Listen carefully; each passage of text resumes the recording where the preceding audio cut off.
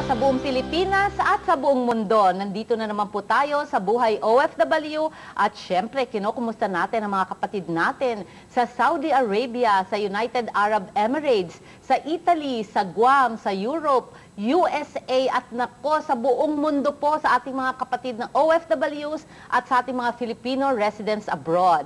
Maligaya po kami dahil makakasama po natin ngayong gabi mula po sa Southville International School, ang presidente po, Mr. Marl Ferenal. Hi, good evening kapatid na Marisa Delmar, and hi as well to all the viewers all over the world, our OFW friends. Yes, at syempre makakasama po natin si Dr. Remy Lahera. Siya po ang Institutional Officer and Director for Research and Development. Dr. Remy? Magandang gabi kapatid na Marisa at sa lahat ng mga OFW all over the world. President Marl Ferenal, kapatid Marl, pwede bang pag-usapan natin ano bang meron ng Southville International School that nag-stand out siya sa lahat ng other universities and colleges in the Philippines? The reason why Southville is different from all the other schools in the Philippines is because, number one, Southville has been legislated by law under Republic Act 9493 to be a school recognized as an international school with an international character, granted privileges of offering innovative and global programs. Here in Southville, we have a lot of different nationalities. When you say different nationalities, we're talking of different religions, different cultures. Why do you think family of foreigners are really staying, preferring in Southville? We promote intercultural understanding and respect in the campus. And that is the mission of our International Baccalaureate. IB, the International Baccalaureate, is a premium program, a two-year program, pre-university program, which we offer in Southville. And we are one of the very few schools in the Philippines authorized by the IBO, or the International Baccalaureate Organization, to offer IB. And we also have international curriculum. And that has been mandated by our accrediting body, the Western Association of Schools and Colleges, based in California, USA. We are also one of the very few schools in the Philippines among the international schools accredited by WASC. And it is a mandate of WASC that our curriculum should follow the international standards. That's why we use the Common Core, which is an American curriculum. We also use the British Education curriculum, and some other programs that we find are helpful for our students, like in the Singapore Science and Math programs. Yeah, in addition, yes? we have e-classrooms for our students. Kaya at pwedeng ang magulang ay pwedeng makita kung anong ginagawa ng mga estudyante, at hindi lang yon, ang grades nila ay pwedeng malaman online. Yeah, kung sila nag-submit ng mga reports or whatever. And we are also ISO 9001-2008 certified.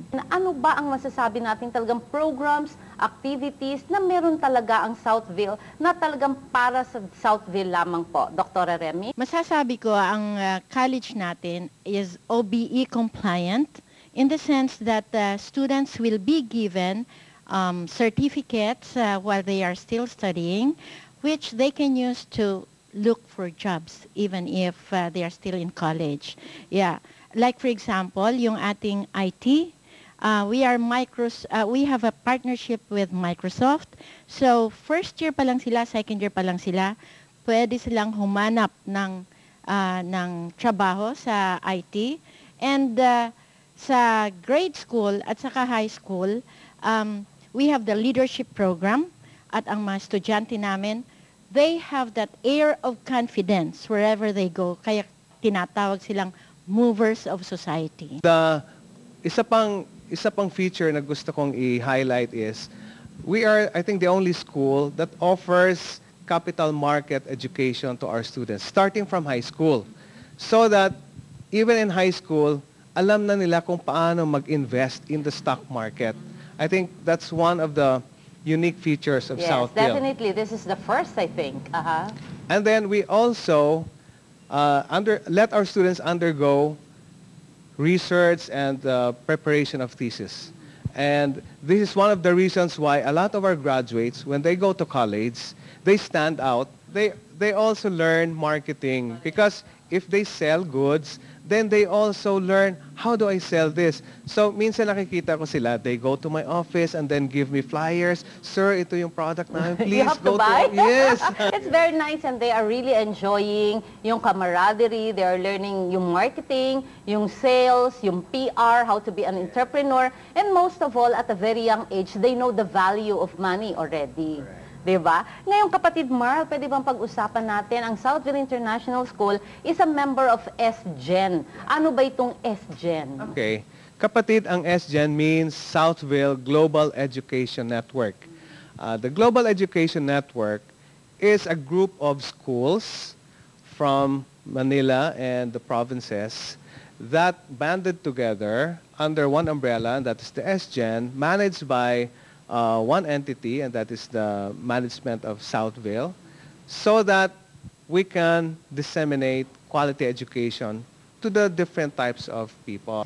And in addition to that, there's another member, Sir Marl. This is the Seed Academy, the night school, that offers courses for people who cannot come during daytime, and also for the financially disadvantaged students. Actually, we have children of OFWs here.